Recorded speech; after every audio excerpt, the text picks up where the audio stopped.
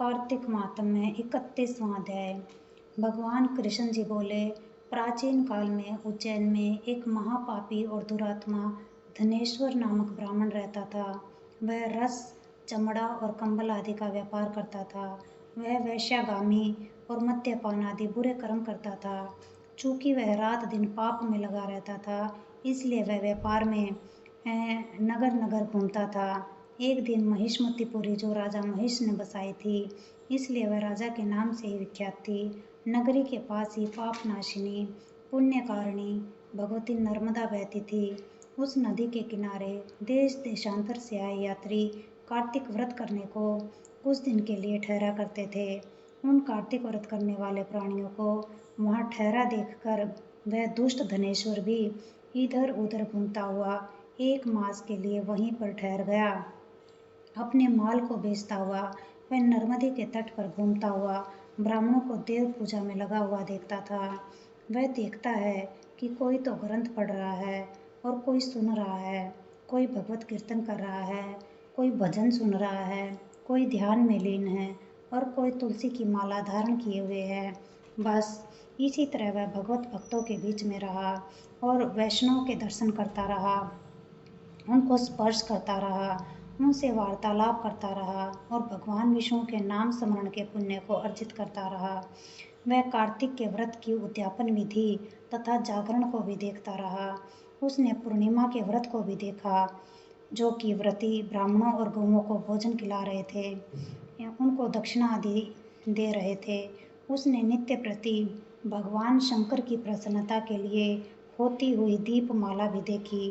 त्रिपुर नामक राक्षस के तीनों पुरों को जो शंकर जी ने इसी तिथि को जलाया था, इसलिए शिव जी के भगत इस तिथि को दीपोत्सव मनाते हैं। जो मनुष्य मुझ में और शंकर जी में अंतर मानता है, उसकी सारी क्रियाएं निष्फल हो जाती है।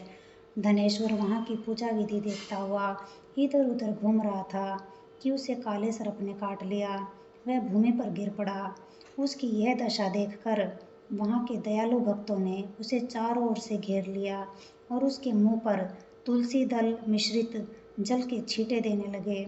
और जब उसके प्राण निकले तो यम के दूतों से बांधकर कोड़ों से मारते हुए यमपुरी को ले गए। उसे देखकर चित्रगुप्त ने यमराज से कहा, इसने बाल्यकाल से लेकर आज तक बुरे काम ही किए हैं। इसके जीवन में पुण्य तो लेश मात्र भी दिखाई नहीं देता। यदि मैं पूरा 1 वर्ष आपको सुनाता रहूं, तो भी इसके पापों की सूची समाप्त नहीं होगी। यह महापापी है, अतः इसको 1 कल्प तक घोर नरक में डालना चाहिए। चित्रगुप्त की बात सुनकर यमराज ने बड़े क्रोध में आकर उसे अपना कालनेमी के समान भयंकर रूप दिखाते हुए अपने अनुचरों को आज्ञा देकर कहा कि हे प्रेत सेनापतियों, इस दुष्ट को मुद्गरों से मारते हुए कुंभी पाक नरक में डाल दो।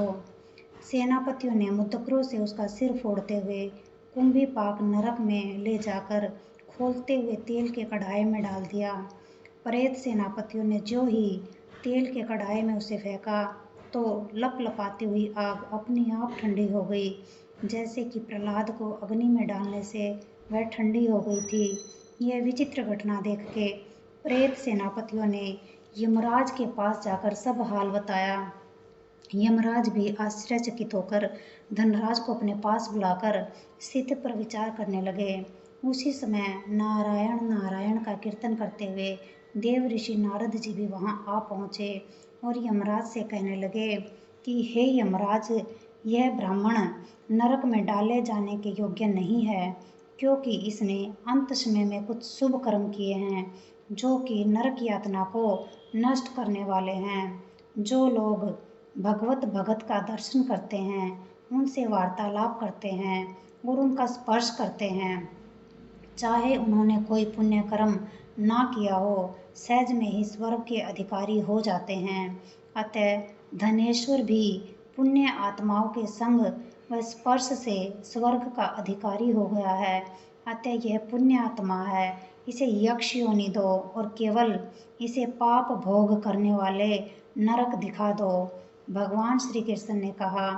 जब नारद जी ऐसा कहकर चले गए, तो धनेश्वर को पुण्य आत्मा समझते हुए यमराज ने दूतों को उसे नरक दिखाने की आज्ञा दी।